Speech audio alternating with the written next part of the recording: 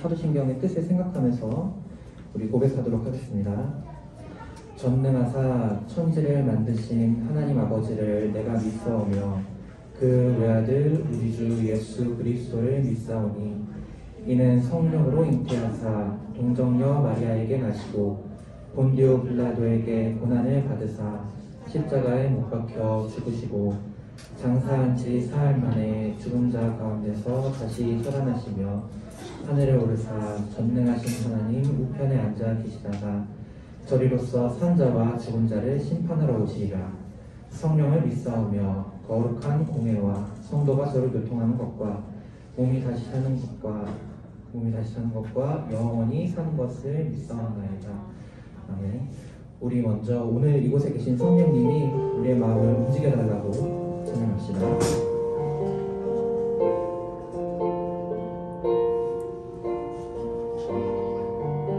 오늘 이곳에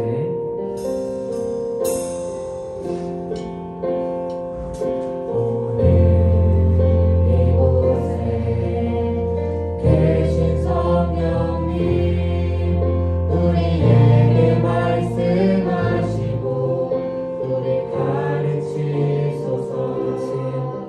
다시 우리 맘 열어주시고 주의 빛으로 밝혀 우리 인도하소서. 우리 다시 한번 오늘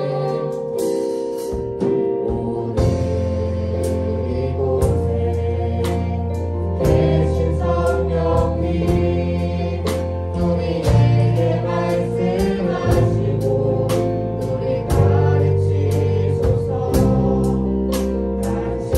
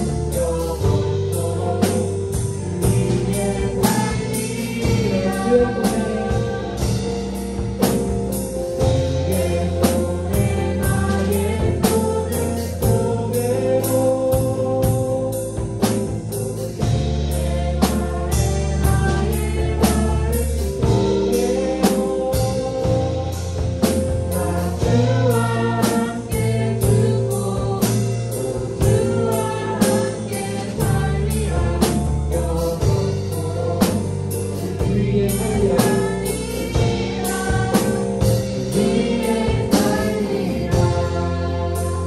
아멘. 우리가 우리 함께 박수 치면서 주님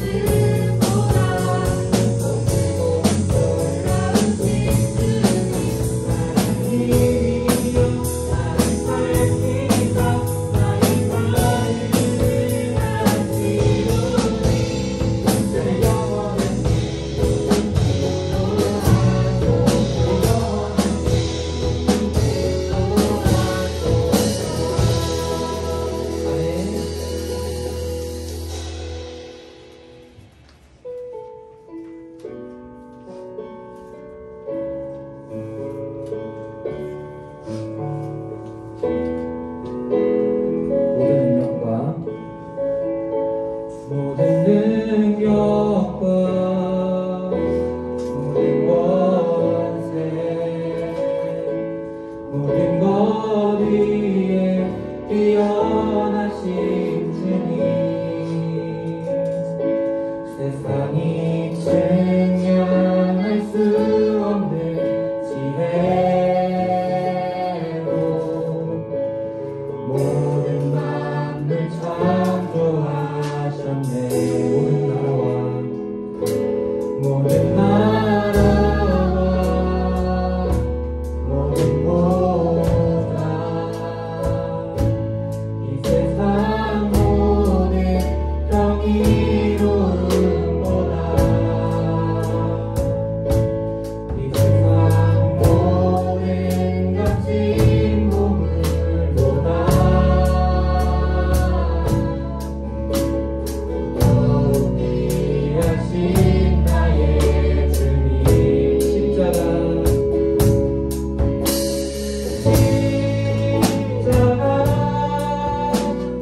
고통당하사 버림받고 외면당하셨네. 짓밟힌 장미꽃처럼 나를 위해 죽으셨네. 나의 주 십자가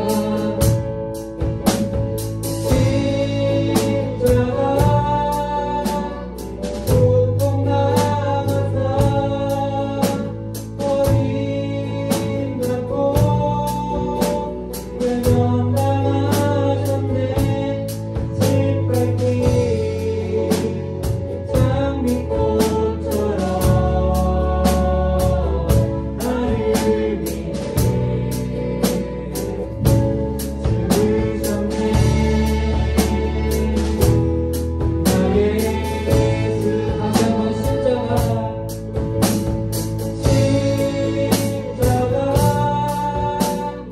고통당하사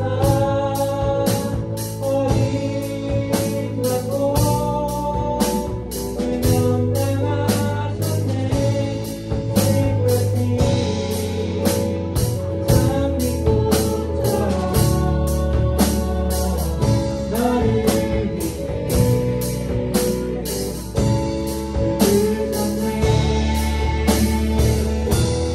나의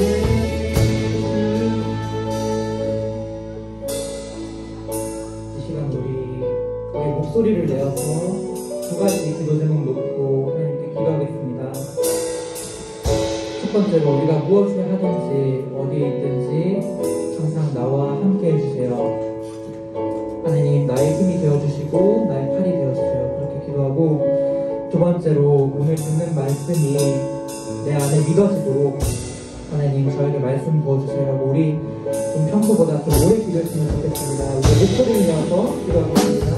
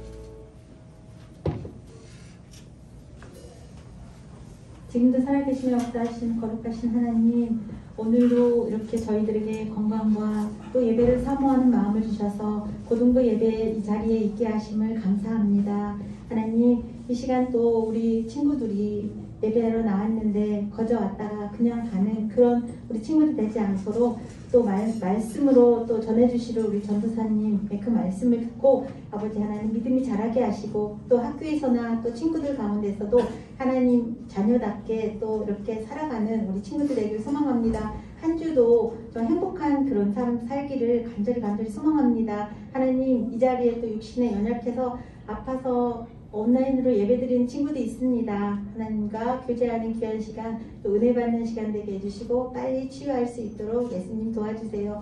이 시간 우리 전사님께서 말씀을 전해주십니다. 성령님 함께해 주셔서 우리들은 또 이 시간 옥토바스로 마음을 준비합니다. 은혜 받는 귀한 시간 되게 하시고 우리 전사님 말씀을 전하실 때 성령님 함께해 주셔서 이 예배를 온전히 하나님께 영광 돌리는 귀한 예배 되길 소망하며 지금도 살아계시며 역사하시는 예수님의 이름으로 기도합니다. 네, 오늘 말씀을 함께 나누려고 합니다. 우리 2주 전에 창세기 말씀을 쭉 우리 나누고 있었어요. 근데 종려주일과 고난주간을 그리고 또 부활주일을 보내면서 중간 한 2주 정도의 신약 성경의 말씀들을 나누면서 아마 우리 친구들 2주 전에 무슨 말씀을 나눴는지 기억나는 친구 있어요? 라고 물어보면 아마 한 명도 없을 수도 있어요. 우리가 어제도 잘 기억이 나지 않잖아요. 그치 도연아? 어제도 잘 기억이 나지 않아요. 그쵸? 힌트를 드리자면 요셉에 관한 말씀을 나눴어요. 2주 전에. 그리고 요셉 하면 떠오르는 단어 뭐라 그랬죠? 형통. 그 형통에 관한 말씀을 나눴어요.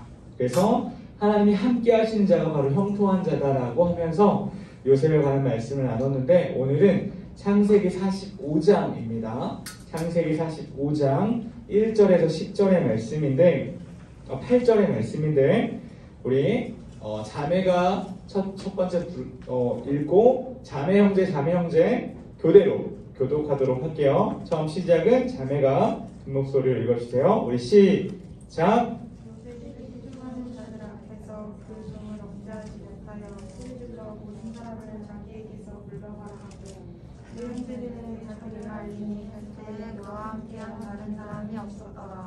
요셉이 큰 소리로 우니 애굽 사람에게 들리며 바로의 궁중에 들리더라.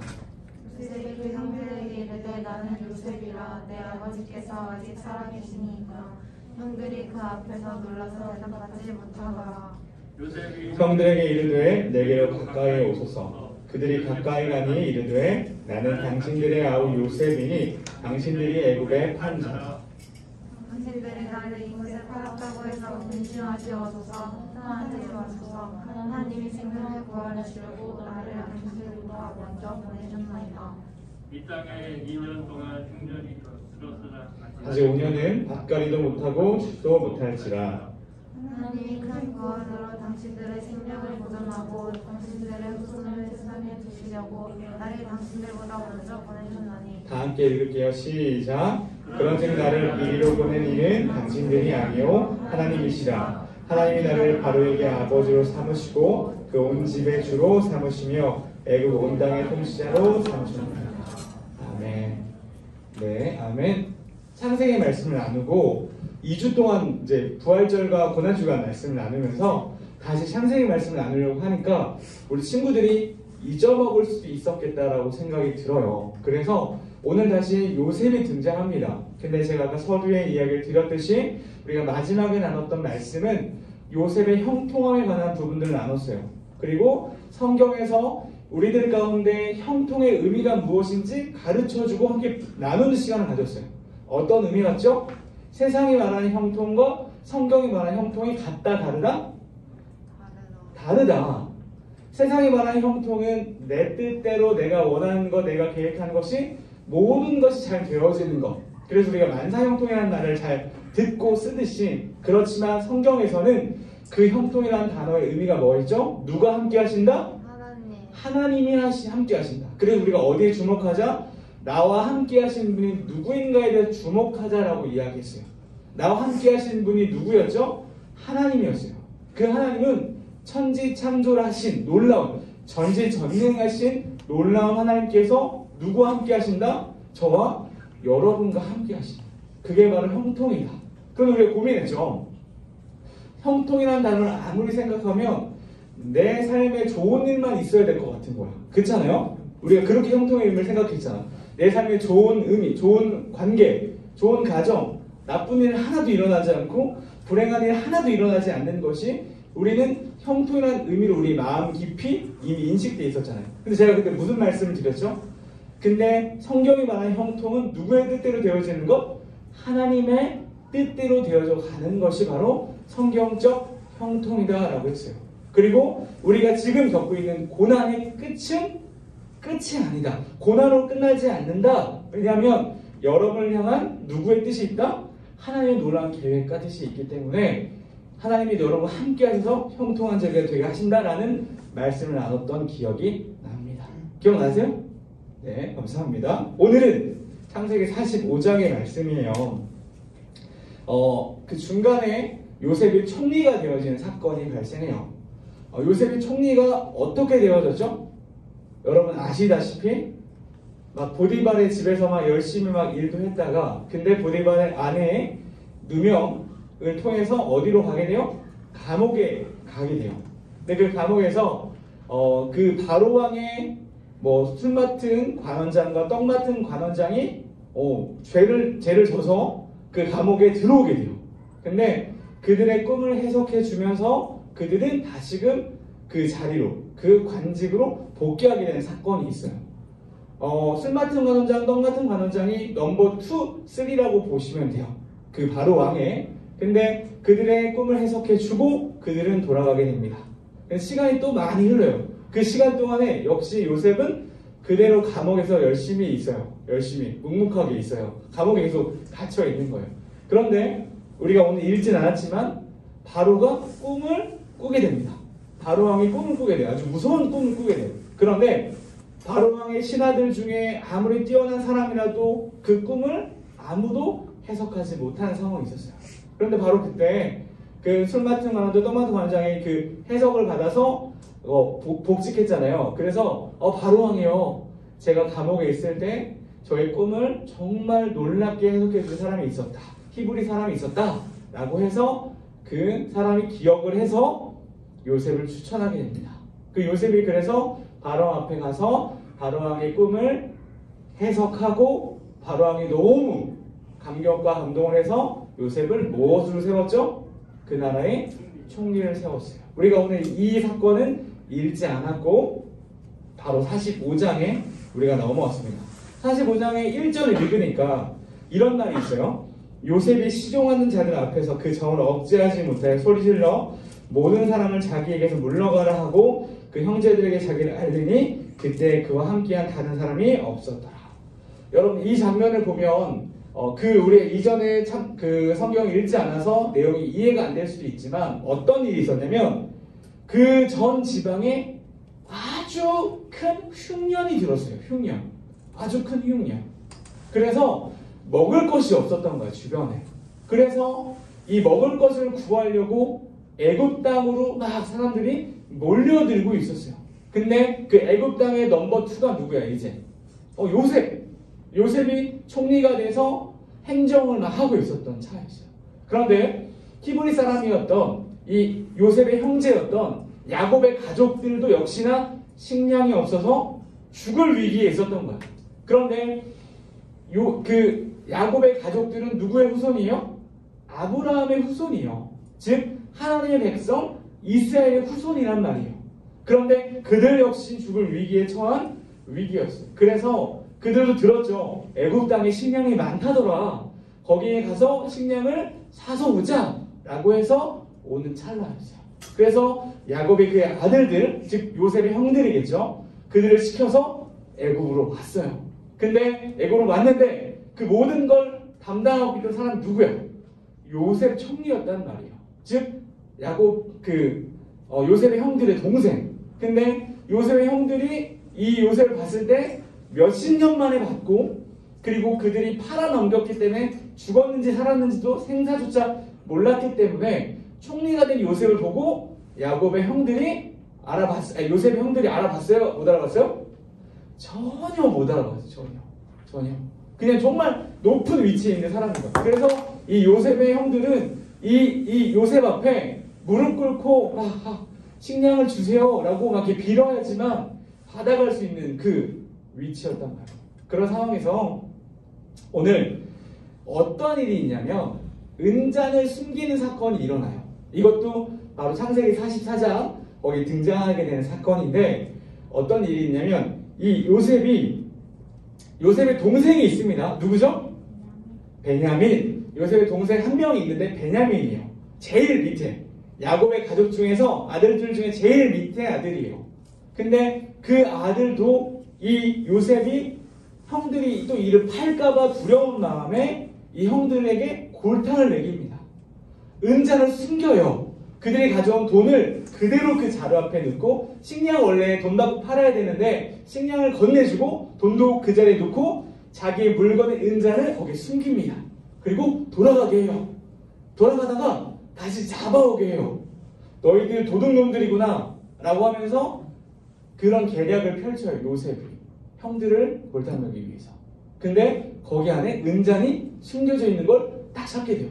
그래서 그 형들은 이제 식량을 구했으니까 이제 아버지께로 가야겠다 막 가고 있었어요.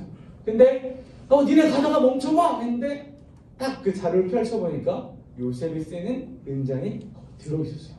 그래서 그들도 황당하고 억울하지만 요셉의 그 총리의 계략 앞에 그 형들은 다 속수무책으로 당하게 됐어요. 그래서 어떤 얘기를 하냐면 이 동생을 놓고 가라. 안 그럼 너네 갈 수가 없다. 하는 그런 실랑이를 하는 찰나였어요. 그런데 이때 요셉의 형 중에 한 명이 유다라는 인물이 있는데 그 유다라는 인물이 요셉이요, 총리시여, 이 베냐민이 아버지에게로 가지 못하면 저희 아버지는 죽습니다. 왜냐하면 이미 그 아버지 야곱에게 누가 죽은 사람이 됐어요? 요셉이 이미 죽은 아들이 된 거야. 이미 그 마음 앞에 큰 상처가 있는 거예요. 아빠로서, 아버지로서. 내 아들 죽었구나. 요셉이 죽었구나. 근데 그 요셉의 동생마저 안 온다고 하면 우리 아버지는 쓰러져 죽을 것입니다. 쓰러져 큰 슬픔에 빠질 것입니다. 차라리 제가 저 아니에요? 유다. 제가 이 자리에 있고 동생을 가게 해주세요. 집으로 가게 해주세요. 라고 간절하게 간절하게 씨름하는 장면이에요. 막 눈물 흘리면서. 여기는 눈물이 안 나오지만 막 형들과 그 유다가 그 총리 요셉 앞에서 눈물 흘리면서 제가 남겠습니다. 저희 동생을 집으로 저 대신 가게 해주세요. 라고 간절히 막 부르짖고 간청하는 장면이에요. 그런데 요셉은 이들이 자기 형제들인 걸 알잖아. 우스갯소리 그런 말이 있어요. 때린 사람 몰라도 맞은 사람 기억한다는 거. 네, 요셉은 정확하게 안단 말이야. 이들이 자기네 형들인 거. 근데 이 형들 앞에, 이 피를 난 형들 앞에 이렇게 막 간절한 부르짖음들이 오고 가니까 이게 요셉이 1절에 뭐예요? 그 정을 억제하지 못하여 2절에 요셉이 큰 소리로 우니 가족이 상봉하는 장면이에요. 그 다음에 3절에 요셉이 그 형들에게 이르되 나는 요셉이라 라고 밝힙니다. 원래 밝힐 생각이 없었어요. 밝힙니다. 우리 이 장면이 1절과 3절의 장면이 저하고 우리 친구들에게 더 와닿을 수 있는 영상을 제가 준비해봤어요. 우리 영상 영상 한 번만 불 꺼주시고 영상 한번 크게 한번 네? 그냥 누르시면 돼요. 마이크 저기 누르시면 돼요. 그 소리도 연결해주세요.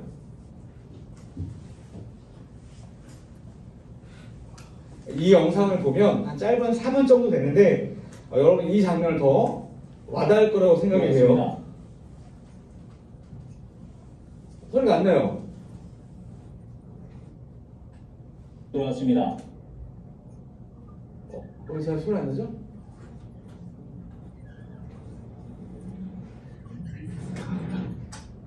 들어왔습니다.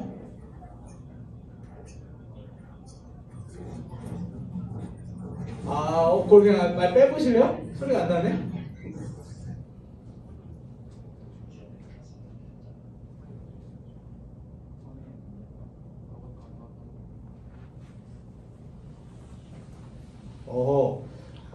네, 그냥 불이 켜주세요.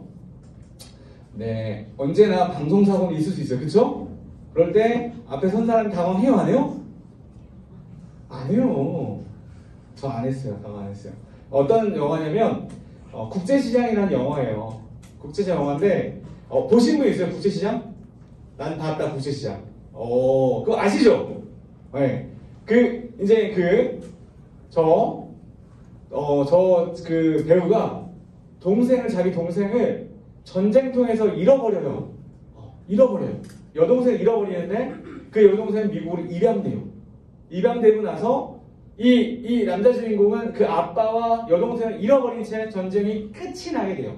그래서 평생에 그 아빠와 여동생을 찾아가는 과정을 담았어요. 그래서 그 남자 주인공이 세운 가게 이름이 꽃분이네인데 안지 말겠지. 꽃분이네인데 그 꽃분이라는 이름을 정한 이유가 이 이름을 기억하고 아버지와 내 동생이 돌아오기를 간절히 막 하면서 열심히 가장으로서 그 삶을 사는 내용이에요. 쌤, 보면서 울었어요? 안 울었어요? 저도 보면서 대성통곡했어요. 엄청 울었어요, 엄청. 저 장면 볼 때마다 여전히 슬픈데, 동생을 찾아요. 근데 동생은 한국말을 못해. 한국말을 못하는데 영어로 막 얘기해. 그래서 이 남자 주인공이 저 사람 무슨 얘기하는 거예요? 옆에서 막 통역해줘. 근데 그 전쟁터에 헤어졌던 그 찰나의 기억들을 막 영어로 얘기하는 거예요. 근데 마침 그때 그 여동생이 딱 한마디 한국말을 기억하는 거야. 그 오빠가 여동생이 했던 말이 어떤 장면이면 전쟁통에 있다가 막 많은 피난 그 민들이 막 도망치는데 그 가족들이 많아요. 그래서 아빠는 동생을 업고 더 어린 동생, 엄마는 자기 짐하고 이 남자 주인공이 자기 여동생을 같이 끌고 가는 거야. 막 뛰어가는 거야. 근데 사람이 너무 많아. 막 넘어지기도 하고. 근데 그때 막 넘어지려고 한 찰나에 이 오빠가 뭐라고 하는지 아는 친구, 성대모사 할 수 있는 친구 뭐라고 하냐면 야 여기 운동장 아니다, 올라온 거 아니다 라고 하는 말을 성대모사 이 얘기를 이 여동생에게 해요. 근데 이 여동생이 다른 거 다 까먹었는데 그 말을 한국말로 하는 거야. 근데 그 장면이 이 남자 주인공도 울고 이 가족들도 울고 여자도 막 우는 장면이에요. 우리 친구들은 이산가족 방송을 아마 보진 못했을 거야. 지금 세대는. 저는 어릴 때는 이산가족 그 방송을 해줬어요. 저까지는 봤는데 너무 저는 모르겠는 거야. 내가 이산가족을 해보지 않았기 때문에 그런 간절함과 애절함의 울음이 모르다가 이 영화를 보고 이거구나 라는 걸 저는 되게 많이 그만큼 연결도 잘했고 와닿던 장면이에요. 바로 오늘 이 장면이 요셉이 이 형들 앞에 그 정을 억제하지 못하여 대성통곡하여 우는 이 장면이 바로 저 장면입니다. 얼마나 울었냐면 2절에 요셉이 큰 소리로 우니 애굽 사람에게 들리며 바로의 궁중에까지 들렸다라고 2절에 이야기해요. 엄청난 슬픔과 그런 간절한 눈물이 요셉의 눈물 앞에 흘렸을 거예요. 왜 그럴까요? 요셉은 몇 살 때 팔렸어요? 10대 때 노예로 팔렸어요. 근데 누구한테 팔린 거예요? 자기의 피부친 형들한테 팔린 거예요. 자기 아버지의 가족들 앞에 가지 못한 채.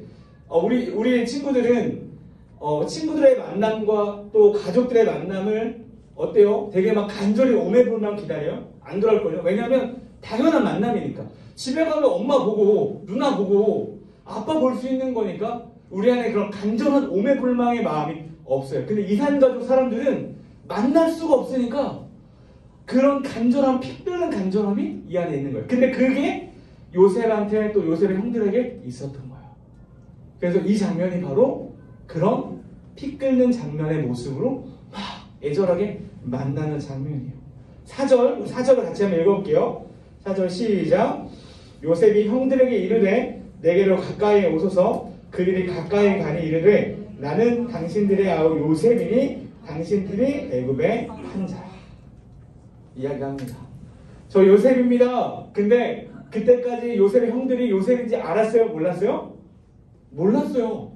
전혀 몰랐어요. 근데 내가 요셉입니다 하는 그 순간에 요셉의 형들이 정말 놀라는 거야. 요셉입니까? 엄청 놀란 거야. 왜냐면 총리니까. 그럼 동시에 무슨 생각이 들었을까요? 난 끝났다. 난 이제 죽었구나.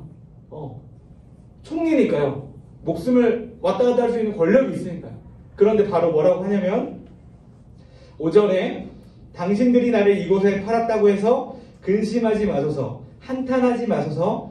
하나님이 생명을 구원하시려고 나를 당신들보다 먼저 보내셨나이다. 우리 6절, 7절, 8절을 우리 친구들이 함께 읽을게요. 시작! 땅을 2년 동안 훈련이 되었으나 아직 5년은 가까이도 못하고 추수도 못할지라. 하나님의 구원으로 당신들의 생명을 도전하고 당신들의 손을 세상에 주셨고 나를 당신들보다 먼저 보내셨나니 그런지 나를 이리로 보낸 이는 당신들이 알며 하나님이 아니었으나 하나님이 나를 가족의 아버지로 삼으시고 그의 음식을 주로 삼으시며 이로부터 나의 형제로 삼으셨나이다. 아멘. 이 고백이 바로 형통한 자가 드리는 고백입니다. 오늘 설교의 제목이 형통한 자의 고백, 하나님이 인도하셨습니다 라는 제목이에요. 형통한 자가 드릴 수 있는 고백은 하나님이 인도하셨습니다 라는 고백하는 거예요. 오늘 요셉은 10대 때 본인의 가족들인 형들에게 노예로 팔리는 일을 겪고 노예의 신분으로 살아가면서 성추행범으로 몰려 누명에 씌어서 노예로 팔린 것도 부족해 어디를 가게 돼요? 감옥에 가게 돼요. 그리고 그 감옥에서 며칠 있었던 것도 아니고 몇 년, 아주 오랜 시간 동안에 그 감옥에서 살게 됩니다. 아주 억울하고 억울한, 그리고 지금의 드라마로서도 가장 불행하고 안타까운 주인공의 모습이지 않을까 싶어요.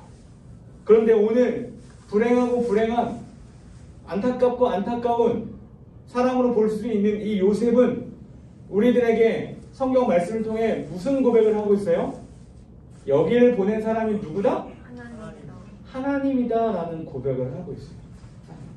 우린 동일하게 형통이라는 주제를 나눴을 때 동일하게 우리가 어디에 주목하자 그랬어요? 하나님에게 주목하자 그랬어요. 근데 오늘 동일해요. 오늘도 우리의 초점은 하나님에게 두어야 돼요. 우리를 인도하시는 분이 누구다? 하나님이다. 우리를 인도하는 분이 어떤 사람이거나 어떤 계기가 아니고 이 땅을 만드신 하나님이다 라는 걸 우리는 처음에 알아야 돼요. 이 요셉은 그거에 주목했어요. 하나님이 나를 인도하는 분이다라는 걸 주목했어요. 그리고 놀라운 것은 형통한 자가 드리는 고백, 인도하신 하나님이라는 고백, 이 고백 앞에 특징이 하나 있습니다. 첫 번째 특징이 뭘까요? 형통한 자가 드리는 이 고백에 가지는 특징, 요셉은요 하나님을 전적으로 의지했어요. 만약에 여러분들이 요셉이었다면 여러분 어떻게 삶을 살아가셨을 것 같습니까? 자기의 상황과 환경이 좋으면 사람들은 그것을 의지합니다. 반대로 내 상황과 환경이 좋지 않으면 불평과 불만에 가득 찬 삶으로 살아가게 되는 것이 우리네의 인생이에요. 하지만 요셉은 그렇지 않았어요. 그 누구보다 불평과 불만 그리고 분노로 가득 찬 삶을 살아갔을 거예요. 이상하지 않을 거예요. 내가 칼을 갈았을 거예요. 내가 저 형들 만나기만 해봐라. 내가 만나기만 하면 내가 진짜 없애겠다. 이런 분노로 삶을 살아갔을 수도 있어요. 그런 삶을 충분히 살아도 이상하지 않을 인생이 누구의 인생이에요? 요셉의 인생이에요. 그런데 그럼에도 불구하고 요셉은 무엇을 믿었어요? 내 상황을 인도하신 분이 하나님이시구나. 나를 인도해 가신 분이 하나님이시구나. 라는 사실을 붙들었어요. 하나님을 전적으로 의지했어요. 근데 이 하나님을 전적으로 의지한 요셉의 고백이 어떤 대목에서 너무나 잘 나타나냐면 우리가 오늘 읽진 않았지만 아까 제가 얘기 드렸죠. 바로의 꿈을 해몽할 때 했던 요셉의 고백이 바로 요셉의 태도였어요. 어떤 고백을 했죠? 바로가 놀랐어요. 바로 왕은 그 애굽의 제일 첫 번째라 제일 힘이 센 사람이야. 근데 이 사람이 이 요셉을 칭찬해. 아무도 그 신하 중에 아무도 이 꿈을 해석하지 못했는데 이 요셉이라는 히브리 소년이 이 꿈을 너무 명확하게 해석해 주니까 와, 너 진짜 대단하다 라고 하는 그 순간에 요셉이 뭐라고 했죠? 이 꿈의 해석은 누구한테 있다? 하나님에게 있다 라는 고백을 바로왕 앞에서 이 세상의 가장 큰 통치자 앞에서 하는 거예요. 하나님을 전적으로 의지하는 거예요. 근데 그는 팔렸어. 노예로 팔리고 가족에 팔리고 감옥에 들어가는 그 상황 가운데 그 상황은 변하지 않았거든. 불평불만하게 너무나 충분한 조건이었는데 요셉의 고백은 어떤 고백이요? 하나님이 나를 인도하셨다라는 고백이에요. 그리고 이 모든 능력, 해석은 하나님께 있다라는 거예요. 보통 사람들은 내 상황이 좋지 않고 환경이 좋지 않고 내 안에 문제가 많으면 거기를 주목하게 돼요. 그리고 주목하다 못해 함몰하게 돼요. 어려운 단어인데 거기에 막 몰입해서 빠지게 돼요. 그리고 심한 우울감과 분노와 삶의 그런 걸로 가득 찬 삶을 살아가게 돼요. 근데 우리한테 뭐가 필요하냐면 바로 이 요셉의 가졌던 믿음, 하나님을 전적으로 의지하는 믿음이 우리한테 첫 번째 필요해요.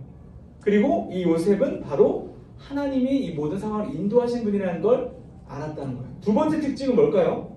두 번째 특징, 이게 되게 중요해요. 두 번째 특징이 제가 대학교를 다닐 때 후배들이 저에게 진로 상담을 몇 번 했었어요.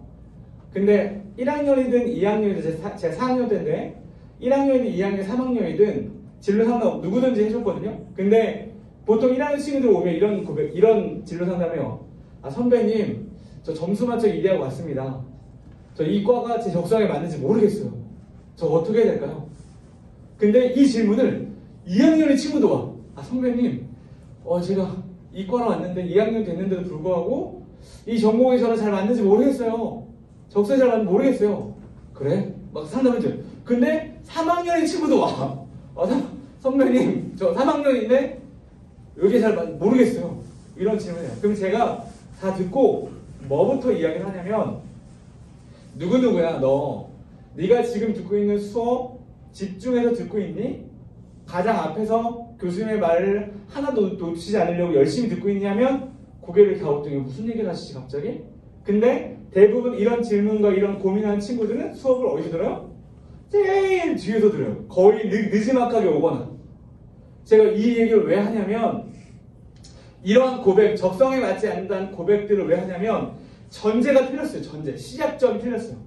하나님이 이 친구를 이 대학에 보낸 것은 누가 보낸 거예요? 하나님이 보낸 거예요. 내 점수에 맞춰서 온 게 아니라 하나님이 이 친구의 계획이 있기 때문에 여기를 보낸 거예요. 근데 그 시작점이 그게 아니었기 때문에 자꾸 고민하는 거야. 적용 못하는. 그래서 누구누구야, 너를 이곳 가운데 보낸 분이 하나님이야. 네가 그걸 믿어야 돼. 네 상황은 보이지 않지만 이걸 믿고 나아가야 돼. 그리고 너에게 주어진 건 뭐야? 지금 이 주어진 상황 앞에 너가 최선을 다해봐야 돼 라고 얘기를 해요. 왜냐면 이게 저의 경험이에요. 저도 2학년 때까지 내가 왜 이 학교에 왔는지 전혀 전공은 막 너무 재미없고 안 맞았어요.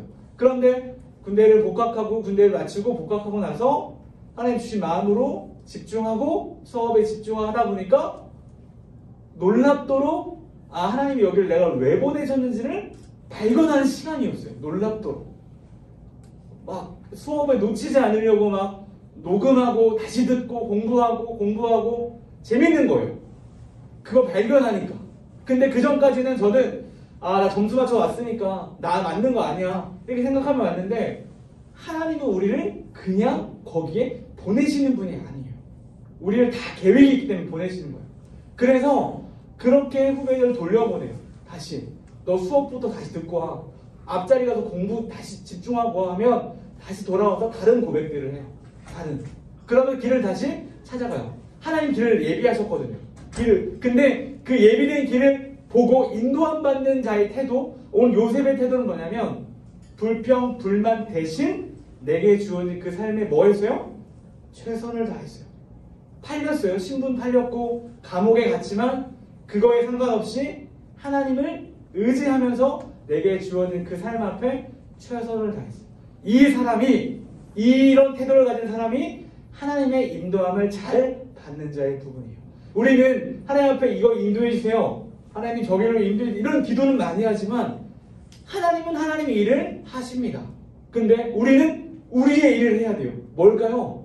우리에게 주어진 일을 불만 대신에 믿음을 가지고 최선을 다해야 돼요. 근데 우리는 오늘 요셉도 고백하지만 우리의 인생은 퍼즐과도 같아서 조각조각만 보면 잘 몰라요. 근데 퍼즐이 맞춰져 가면서 시간이 지나고 뒤를 돌아보게 되면 오늘 요셉의 고백처럼 명확하게 할 수 있는 거예요. 하나님이 인도하셨구나. 근데 우리는 다 볼 수 없어요. 그래서 믿음이 필요해요. 하나님이 나를 인도하신 분이라는 믿음이 필요해요. 그 믿음을 가지고 우리에게 주어진 상황을 최선을 다하는 거예요. 우리 찬양하고 이거 한 가지만 기도 제목 가지고 기도할 건데, 하나님이 나를 인도하신 분이라는 그 믿음을 하나님 내게 허락해 주십시오. 다른 거 다 필요 없고 나를 인도하신 분이 누구다? 하나님이다 라는 그 믿음을 하나님 저 가운데 부어주십시오. 우리 재밌으면 나오세요. 부어주십시오라고 우리 이거 같이 찬양하고, 아까 우리 불렀던 모든 능력과 모든 권세 같이 찬양하고 이 한 가지 정말 작은 기도 제목 가지고 기도할게요.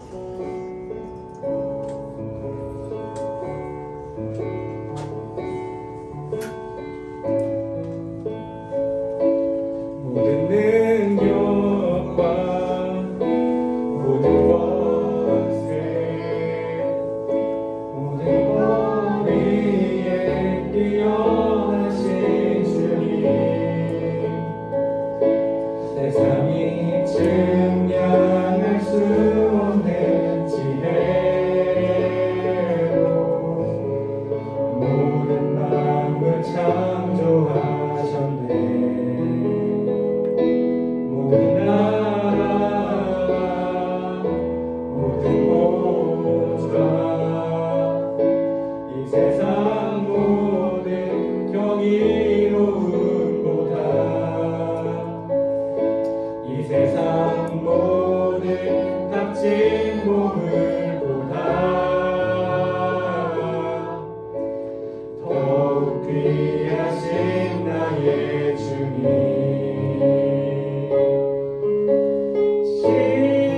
십자가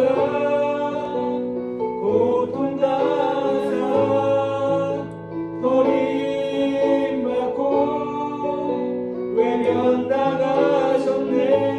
짓밟힌 장미꽃처럼 나를 위해 죽으셨네. 나의 십자가 고백합니다. 십자가 고통 당하사 버림받고 외면당하셨네. 짓밟힌 장미꽃처럼 나를 위해 죽으셨네. 나 우리 마지막으로 고백합니다. 믿음을 다하여 십자가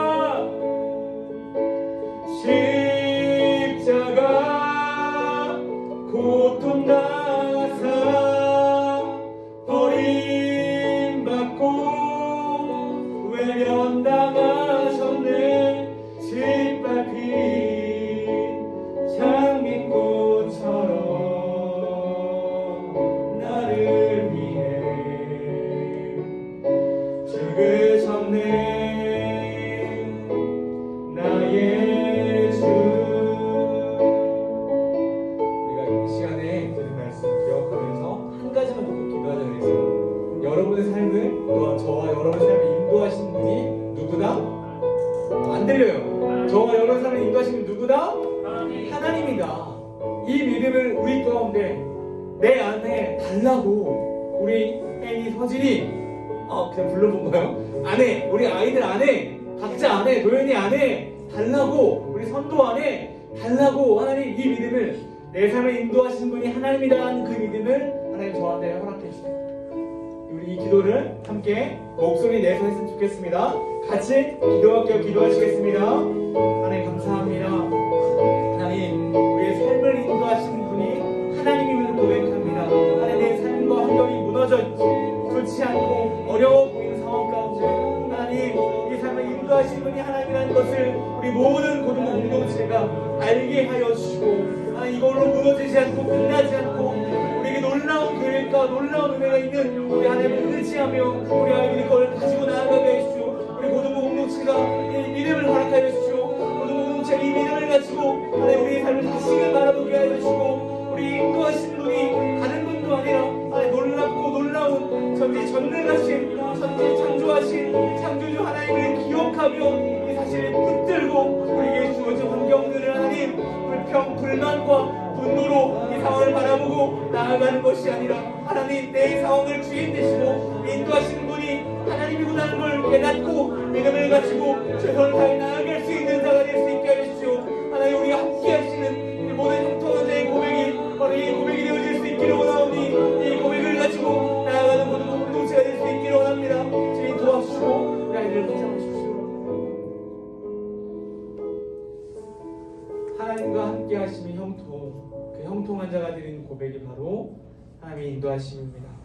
하나님 감사합니다. 우리 귀한 고등부 공동체 모든 자들이 형통한 자가 되어 하나님을 전적으로 의지하게 하여 주시고 우리의 상황과 환경을 바라보기보다 하나님을 바라볼 수 있는 그 이유가 바로 하나님 우리의 인도자 되시기에 그분을 바라볼 수 있는 은혜를 부어주셔서 우리의 상황과 환경과 우리의 관계들과 우리의 모든 그 문제 가운데 여전히 산적해 있는 문제들이 있지만 이 문제 앞에 함몰되지 않고 하나님 앞에 집중할 수 있도록 도와주셔서 우리에게 주어진 환경을 불평과 불만이 아니라 감사로 품고 감사로 바라볼 수 있게 해주셔서 인내하게 하여 주시고 그 상황을 최선을 다해 나아갈 수 있는 자 될 수 있기를 원합니다.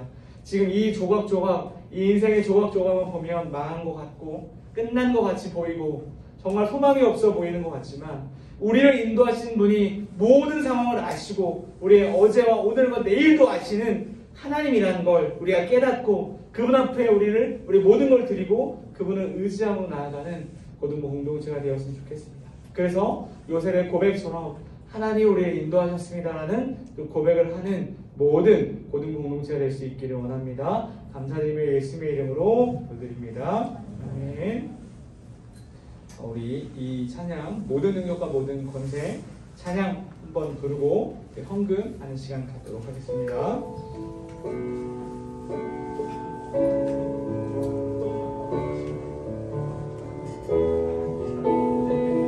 모든 능력과 모든 권세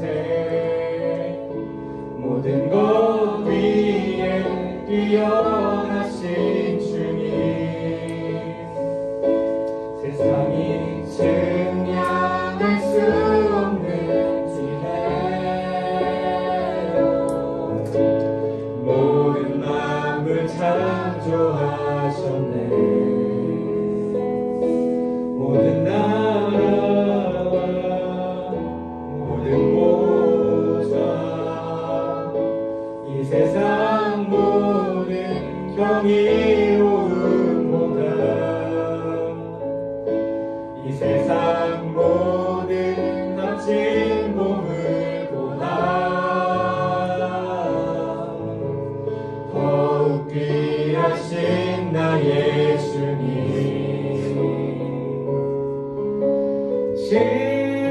십자가 고통당하사 버림받고 외면당하셨네. 짓밟힌 장미꽃처럼 나를 위해 죽으셨네. 나의 십자가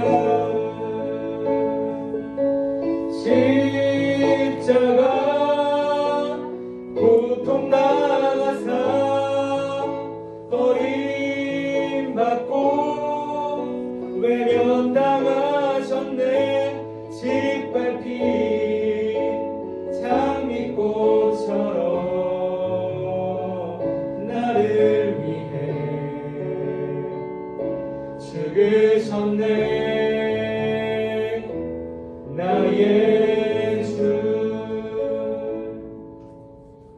기도하겠습니다. 하나님 감사합니다. 우리에게 주신 모든 재정과 물질, 좋은 것들 주신 분이 하나님이라는 걸 고백하는 시간이 헌금 시간입니다. 우리 믿음을 담아여 헌금을 드렸습니다. 주님 이 고백을, 이 믿음의 고백을 주님 기뻐 받아주시고 이 물질이 쓰이는 곳곳마다 하나님의 이름과 하나님의 사랑이 드러나고 전달되어질 수 있는 시간 될 수 있기를 원합니다. 특별히 코로나로 이 모든 사회가 교회에 대한 불신과 적의를 가지고 있는 상황 가운데 교회가 이 땅에 소망되는 것을, 큰 사랑되는 것을 하나님 이 땅에 경험할 수 있도록 이 물질이 잘 쓰여질 수 있도록 도와주시며 우리 고등부 공동체가 곳곳에서 생활할 때마다 물질과 재정을 사용할 때 나를 위해서만 쓰는 것이 아니라 주변을 위해서 아낌없이 나눠줄 수 있는 하나님의 마음, 예수님의 마음을 가지고 물질을 사용할 수 있는 지혜 또한, 하나님의 마음 또한 허락하여 주셔서 우리를 통해 예수 그리스도가 드러날 수 있도록 도와주시옵소서. 감사드리며 예수님의 이름으로 기도드립니다. 아멘. 우리 주기도문 하심으로 예배를 마치도록 할 건데요. 동일하게 오늘도 주문을 외우는 것이 아니라 우리 주기도문을 함께 외우는 것입니다. 천천히 할게요. 시작. 하늘에 계신 우리 아버지여, 이름이 거룩히 여김을 받으시오며 나라가 임하시오며 뜻이 하늘에서 이루어진 것 같이 땅에서도 이루어지이다. 오늘 우리에게 일용할 양식을 주시옵고 우리가 우리에게 죄 지은 자를 사하여 준 것 같이 우리 죄를 사하여 주시옵고 우리를 시험을 가지 마시옵고 다만 악에서 구하시옵소서. 나라와 권세와 영광이 아버지께 영원히 있사옵나이다. 아멘. 네, 하나님께 영광의 박수 드리겠습니다.